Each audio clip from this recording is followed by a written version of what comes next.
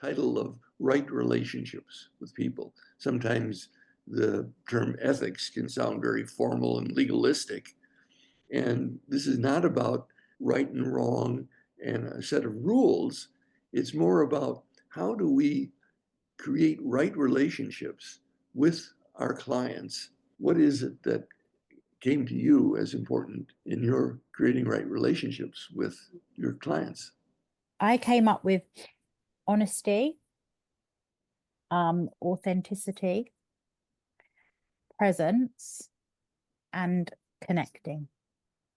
How beautiful. How beautiful. I reacted pleasurably, when you said honesty, because that is another one of the levels of the heart's intelligence.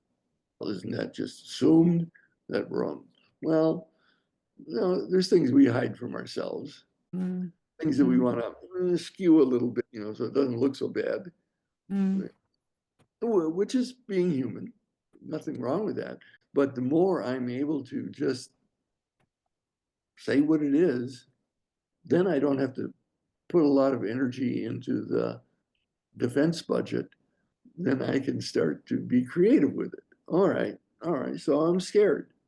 Now, that may happen, for example, when you get a client that you've had some past judgments about that type of person, or you even may have some current fear about this type of person. And so you're honest. Okay, this is what's going on with me right now.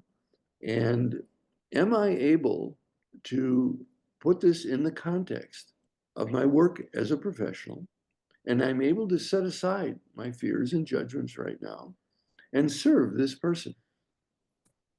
Am I able to do that? If the answer is no, then, well, you may have to be honest and say that I need to refer you to someone else. I like to think that the spirit of breath is right outside my door, sending in the next person that I'm going to learn from, or that it's going to cause me to stretch a little bit. So, of course, I'm going to have to, I always say, be careful of who you judge. This kind of person I could never be with, or because guess who's going to move in next door? The spirit of life has this sometimes annoying, but when you step back, it's actually quite humorous that it's helping us to get clear about we are a pure spirit, and so is everyone else. That has done some things that distorted who we really are.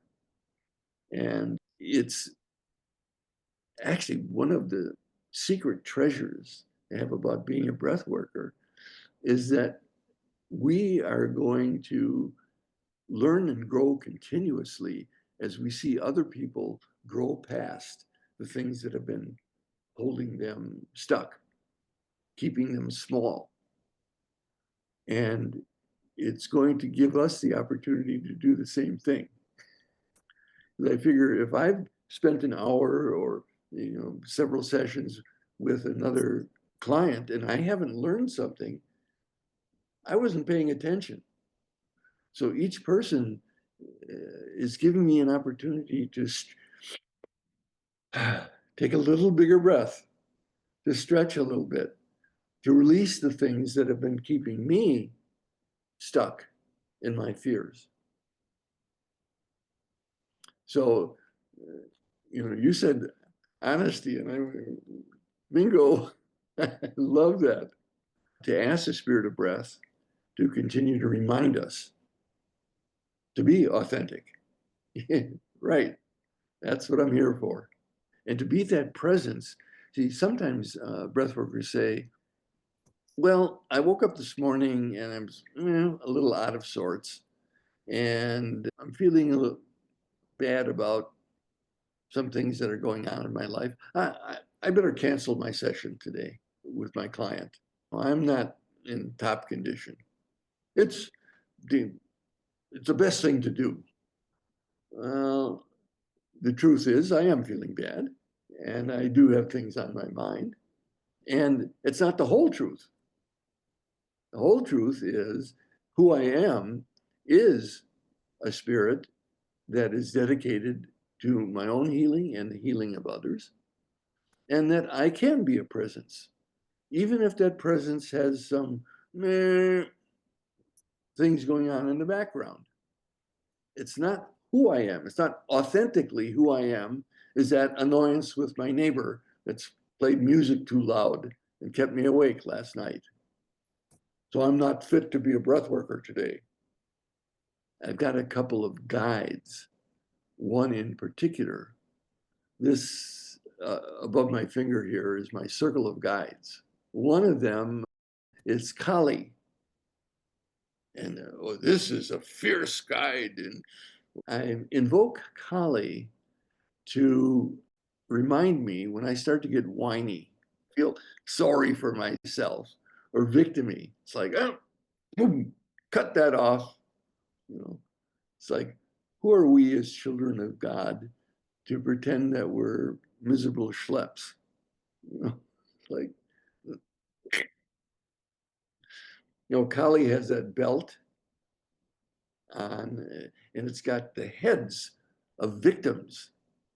And it's like, whoa, what is that? Is that terrible? Well, those victims are greed, avarice, lust, the 7 deadly sins. It's like, no room here for them. So you'll find your own guides. In fact, I've even taught a class on that, how to find your own guides. And sometimes what gets in the way is their thought of like, well, who am I to know? I'm not clairvoyant. I didn't get spirit coming down from the clouds telling me I'm your guide. Well, don't hold your breath. You can ask for it. You can ask the guides to come to you, even if you don't have a name. There is now you're using that bubble of connectedness to invite in guides and guidance to be with you. I don't know if you heard, but there's chronic underemployment in the spirit world. Because one of the dictates of being in the spirit world, and you remember this when you're there, you can't intervene with people unless they're open to it and ask for it. So we have these treasures out there that are just waiting to help be inspired. They're not going to do it for us. Nah, no. Buy me a new car. Oh, my car is on. No, they're not going to do it for us. But they are going to remind us of resources that we have that we may have hidden, put a wet blanket over. Okay, beautiful, beautiful. Thank you.